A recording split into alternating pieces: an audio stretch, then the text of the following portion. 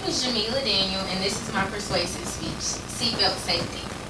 A few years ago, my mother and I were on our way to school and witnessed a deadly accident on the interstate. No one had arrived at the scene of the accident. Therefore, my mother decided to check and see if everyone was alright. While driving eastbound, for an unknown reason, the driver hit the highway divider and the car ended up on its hood going westbound. The driver was ejected from the vehicle while it was in motion, and she was laid in a large puddle of blood on the shoulder of the interstate. My mother immediately called paramedics. They arrived shortly and were on their way to the nearest hospital. Later that evening, while watching the news, we discovered Sarah McKinley died due to complications from the accident while heading to the hospital, and she was only 19 years old. Sadly, Sarah did not have on her seatbelt, which would have prevented her from being ejected from the vehicle and maybe even saved her life.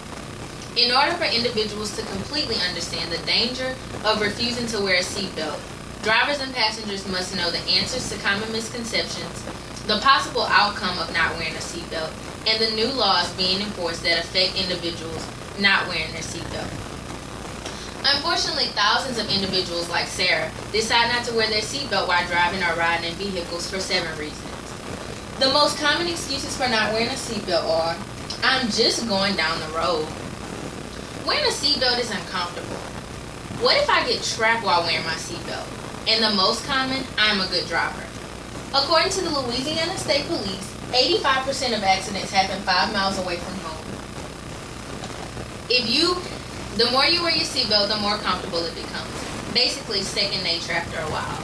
Lastly, you may be a good driver, but remember no one knows exactly when they may be involved in an accident. Make sure to buckle up to be more prepared. You are not invincible. The National Safety Council states that the groups most likely not to wear seatbelts are teenagers, commercial drivers, males in rural areas, pickup truck drivers, and people driving at night. It takes approximately 3 seconds to buckle up. How difficult is that? Strapping your seatbelt on once in the car is definitely a simple and safe procedure. According to the National Center for Injury Prevention and Control, not wearing a seatbelt is the leading cause of death for individuals. People that are 16 to 24 years old are less likely to buckle up. Seatbelts are the single most effective traffic safety device for preventing death and injury. Simply wearing a seatbelt saves thousands of lives yearly, but the number of deaths due to not wearing a seatbelt is steadily on the rise. Sadly, only 1 in 7 people buckle up once in the car. In 2009, 33,000 people were killed in accidents and 2.2 million were injured. More than half of those individuals were not restrained in their vehicles. People do not understand that in a single moment, putting on your seatbelt can make a serious difference in their lives. Seatbelts protect you by securing you in the vehicle during a crash, so you will not be ejected through a windshield.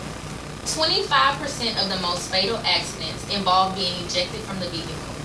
When a car stops suddenly, the individuals in the vehicle are still moving at the speed the car was just traveling. There is a slight chance you actually survive in the crash once ejected from the vehicle, or if you do survive, there will be critical or life-sustaining injuries. Wearing your seatbelt may not seem important, but it could possibly save your life. In an attempt to lower the amount of deaths since people are not choosing to buckle up, law enforcement officials are cracking down. The Click It or Ticket program has been one of the most effective ways to encourage drivers and passengers to wear their seatbelt. Instead of being fearful of dying in a fatal crash, individuals are more concerned with paying a ticket. Therefore, they put on their seatbelts to avoid paying a fine. In Louisiana, according to the state police, the drivers or passengers not wearing a seatbelt will be fined a maximum of $25 for their first offense. After each offense, the fine goes up $25. Louisiana also abides by the primary enforcement laws, which means police officers can pull you over for not wearing your seatbelt and issue you a ticket for just that.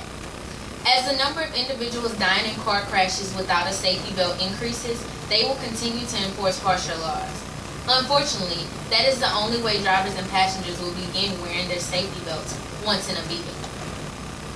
Nurses and healthcare officials deal with the aftermath of individuals choosing not to put on their seatbelts every day. There is so much importance in simply putting on your safety belt once in your vehicle. You may experience an accident that was not your fault down the street, or one that was in another state. The point is, you never know when you may be involved in a crash, and when you decide not to put on your safety belt, there's a chance you may be involved in a fatal crash.